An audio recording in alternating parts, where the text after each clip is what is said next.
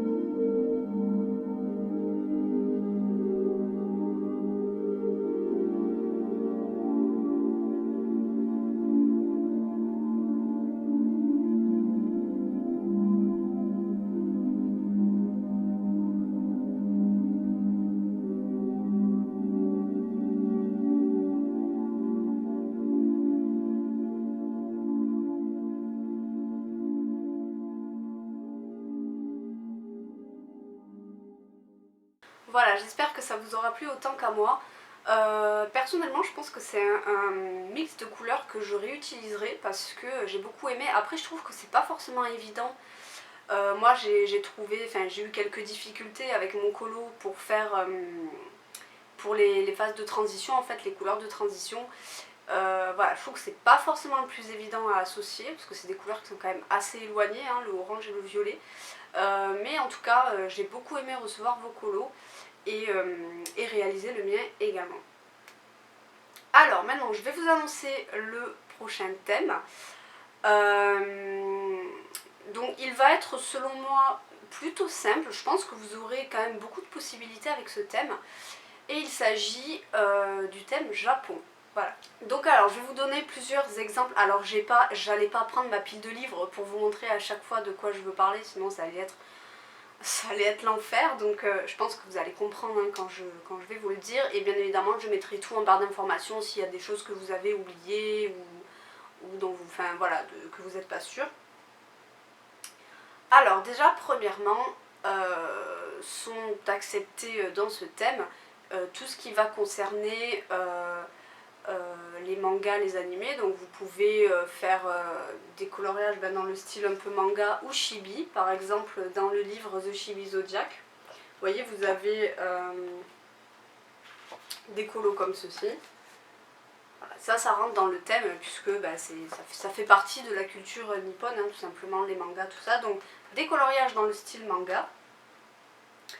Vous avez tout ce qui va être paysage, où il y a aussi pas mal de possibilités quand même. Moi, je possède le livre Les Saisons du Japon, où là, vous allez retrouver des temples, notamment. voilà, comme ça. Donc voilà, des paysages avec des temples, avec des cerisiers aussi, puisque les cerisiers sont quand même un symbole du Japon, même s'il n'y en a pas que là-bas, on est d'accord. Après, vous pouvez aussi faire des coloriages dans le style un peu estampe. Typiquement, voilà, vous avez ce genre de coloriage là, où vous voyez les vagues, enfin on les reconnaît en fait, ce type de vague, ce type de dessin là, ça fait vraiment penser aux estampes japonaises, donc voilà, vous pouvez aussi faire des coloriages dans ce style. Vous avez des animaux également qui font beaucoup penser au Japon, comme les carpe koi, vous avez les grues aussi. Vous avez aussi ces espèces de singes là, alors je sais pas comment ils s'appellent, il y en a dans ce livre. Attendez, je les retrouve, voilà. Ces singes là, vous savez qu'ils sont de couleur un peu marron et qui ils vont dans les sources chaudes. Donc vous avez bien sûr aussi des sources chaudes, voilà. Donc tout ce qui peut faire penser en fait à l'Asie, vous n'êtes pas obligé de prendre un livre sur le Japon, mais voilà, si dans un des livres vous avez, je sais pas moi, un temple, un cerisier en fleurs, etc., ça compte pour le thème. Vous avez aussi du coup tout ce qui est petits éléments, par exemple les manekineko, je sais pas si vous savez ce que c'est, vous savez c'est les petits chats là avec la patte qui fait ça comme ça c'est pareil, hein, ça fait énormément penser au Japon. Des personnages en kimono, parce que le kimono pareil. Qu'est-ce qu'il peut y avoir d'autre?